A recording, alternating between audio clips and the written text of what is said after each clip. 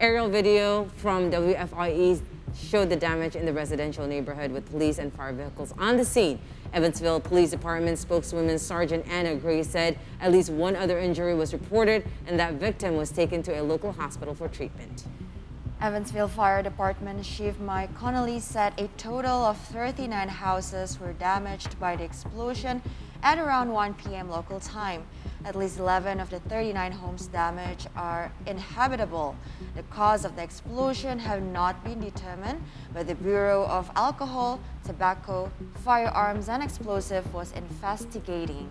A phone message seeking comment was left at the Evansville field office at the ATF.